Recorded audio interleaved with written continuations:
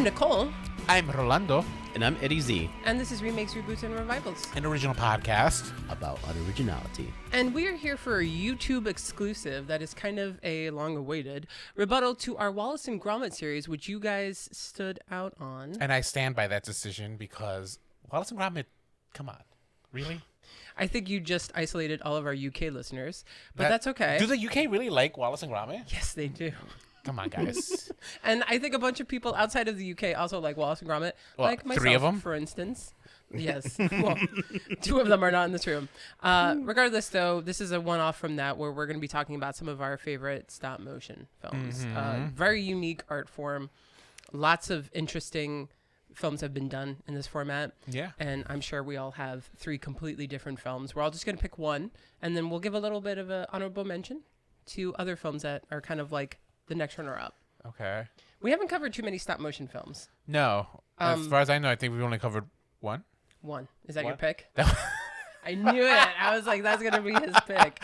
It was going to be it is my pick. I do enjoy the Pinocchio film by Guillermo del Toro because stop motion is actually not one of my favorite art forms. I respect the shit out of it, but I do not necessarily like it. It's not my go-to. And as a result, it is just one that I don't gravitate towards it. So with that said, I had to look up a quick list before we did this episode of like, what the fuck are Just even outing some... yourself. Yeah, I'll admit this. Like, what are some stop motion movies to see which ones I've seen? And yeah, I've seen a few, but like the one that stood out for me for sure is Guillermo del Toro's Pinocchio. Just wonderfully animated. I didn't care for the musical numbers, but I can forgive it because the story was just the visual art style was just so compelling and so beautifully told that you just get swept away. I was completely overwhelmed by that movie. I didn't know what bad I way? was expecting, the Guillermo del Toro's Pinocchio. Uh-huh. And I guess I was expecting a more traditional approach to the Pinocchio. Uh-huh. A traditional approach to the Pinocchio story.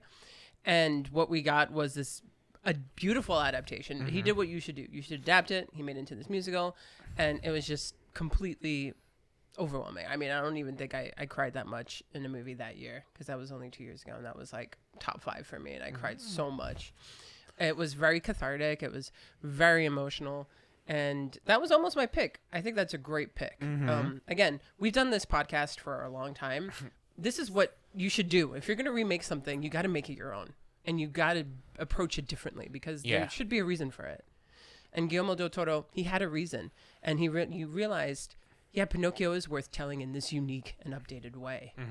That doesn't completely disregard the original story. So Right. And yeah, and the stop motion was incredible. It was. So, It was very good well pick. done. Thank you. Yeah, Eddie, do you have a favorite stop motion film? Yeah, I was actually, because I was going to say Coraline, which I love. But then I remembered as a little kid finding this very terrifying, what I thought at the time, very terrifying, kind of claymation kid show that I found like on some random channel. Okay. And it was like made in the 60s, and it was like in syndication on this lost channel.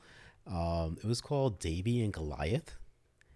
And it's literally about this kid and his talking dog and their like adventures. And it all had like, the end always had like a moral, like the moral to the story. Okay. Because David would get into a situation, and then Goliath would be like, like, well, what did you learn, Davy, from this situation? He talked just like that. And so I just found it very interesting. But I remember just that the claymation was kind of like, while it was just ordinary, I felt like Coraline, stuff for nightmares. Claymation always has that element that... Claymation does have that element, right? Like, maybe that's why I don't gravitate towards it. Like, it's just so Creepy? weird and creepy It's sometimes. creepy. Yeah. Like, it's not meant to induce nightmares, and yet it does. Yeah. No, it kind of does. Well, it just is. It feels so organic, oddly, because it's so obviously handmade. Yeah. And it's so obviously like, it took the time. Yeah. And there's something, it's kind of like watching shadow puppets on the wall or something. There's just something that feels like it's the human hand behind it. So it definitely has a different response out of it. I feel like people who are tuning into this video, if you're a Henry Selick fan, if you're a Wes Anderson fan, you're going to be a little disappointed that none of us are really picking any films by these people. But what's into what? Isle of Dogs? Yeah, Isle of Dogs, Fantastic Mr. Fox. I didn't like Henry Fantastic Selick Fox. was Coraline, James and Giant Peach, and Nightmare Before Christmas, right? Some of the most prolific stop motion films, but these are our favorites, right? Things that really got an emotional response out of us. And in my case, this was probably the first stop motion film I ever saw because I grew up on Disney. And I also grew up on the Muppets, right? So like these are just not, this is a different type of animation. Okay. And I saw it when I was like 11 or 12, and it completely like just, I realized that there was other forms of animation out there. Maybe outside of that, I had seen Gumby, but I never watched Gumby because that was, I think, claymation. It was. So I hated Gumby. such a random movie. But this is also why I like Wallace and Gromit so much, was because my favorite stop motion film is Chicken Run. I freaking love Chicken Run. Okay. This was also my introduction to British comedy. When did that movie come out? 2000. Yeah, and I was I saw gonna it say, in that the movie was theater. I remember my uncle, who's been in my life for a long time now, it was one of the first times I ever met him, and he took me to see it with like my aunt. He's my uncle-in-law. I guess he's not been in my life. He married my aunt essentially, and we saw it with my mom. A bunch of us saw it, and he was like laughing out loud. And I don't know about you guys, but if you see a comedy in theaters and everyone's laughing around you, it kind of makes you realize the humor and encourages you to laugh along with them. And so I was like this 12-year-old who's like, what the hell is this movie?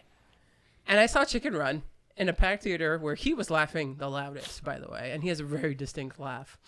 And I was just like, oh my gosh, this is great. This is funny. This is charming. And God damn it, I want these chickens to be free. You know, and it has this great premise of these chickens who are tired of confinement. It kind of plays like The Great Escape or like a Prison Break movie. Right. Because these chickens, they want a shot at, you know, a real life. Free range. At freedom. Yeah, which is a completely relatable premise. And even though now, when you look back on it and you're clearly realizing that the rooster played by Mel Gibson cannot fly and that all these poor chickens have been duped by him, you know it the whole time. That reveal for them, that life-crushing reveal that they find out and that there's no way out for them, that they're going to have to learn to fly in their own terms and learn how to fly within themselves, it works. By the way, when I was 12, I guess I forgot, sometimes things don't really, seep in story-wise, so I didn't really process that he was a rooster, so I was just like, he's going to help them fly. I was 12. Right. Yeah, I thought it was great. The sequence where she's about to be put into the oven, you know, and baked, and he goes and he rescues her. I mean, the fact that people made that by hand, which, by the way, they can only do 2 to 3 seconds a day when they're shooting a stop motion film. That whole sequence, my favorite thing about stop motion is that you can literally see the thumbprints sometimes on these characters, right? It's just astounding the amount of practical work that has gone into this filmmaking. And so I think it's an incredibly approachable film. I think I could show this to anyone, and hopefully they'd be open to it and find it enjoyable. And yeah, I still think that it's great. We never covered the sequel on the podcast, but it had a sequel, which constitutes as a revival for this show. What was the sequel? It was just Chicken Run 2, Dawn of the Peck or something like that. No, wait, that's the Bob's Burgers episode. Something like that. Dawn of the Peck is a good episode. Or maybe Dawn of the Nuggets or something. When did it come out? 2 years ago on Netflix. Yeah. Okay, honorable mentions. Yeah, I don't have any. I don't know if I have any honorable mentions. Really? Yeah, I mean, I like Night Before Christmas, but it's not a movie that I will actively go out of my way to watch. You know what I mean? There isn't any, as far as I know, right? Correct me if I'm wrong, guys, but, you know, or friends out there listening. I don't think there's a movie that's a stop motion movie that I just gravitate towards every year.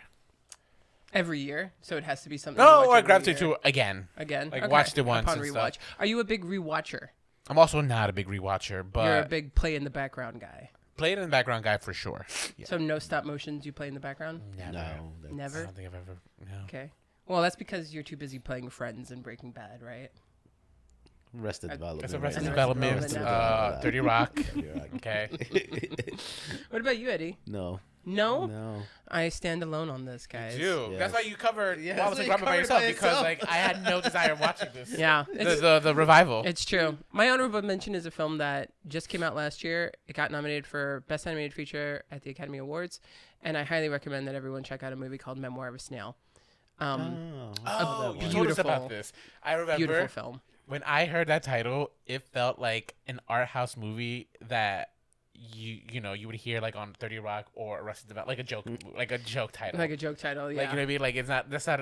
You said that too. It's like I'm watching something called Memoir of a Snail. I was just like, that can't be. You made real. that up, yeah. Like, there's no way. No, it's a real movie, and it's a magnificent movie. Everyone that I know who's seen it has been quite taken with it. It's Australian.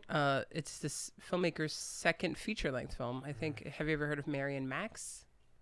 No. No. Okay. Well, whatever. It's great. I hope it wins. It probably won't. I think The Wild Robot or maybe Flo is going to win this year at the Oscars. Which one's Flo? The one about the cat.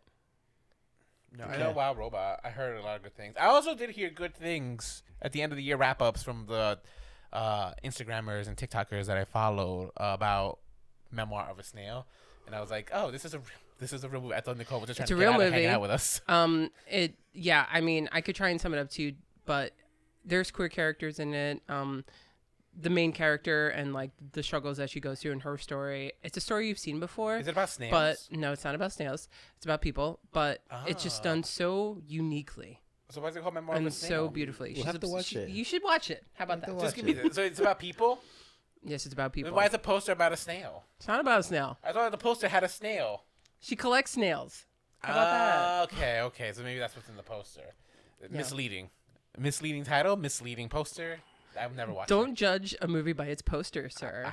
Sometimes that's all I can go by in the age of streaming. This is true. This is how a lot of people do. Right. Don't go by the poster. Go by the title. If you're turned off by it, if you're intrigued by it, watch it. It's a fantastic movie. It was in my top 5 of last year, of 2024.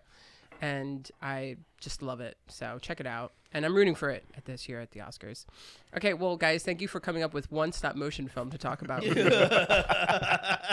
That's honestly more than I thought. Yeah. To be quite honest. So. Yeah. Well, guys, do you have a favorite stop motion movie? I'm sure you do, and we would love to hear what they are. So comment below what they are, and please like and subscribe. And tune in for our next YouTube exclusive and for all other episodes. Until next time. Stay unoriginal.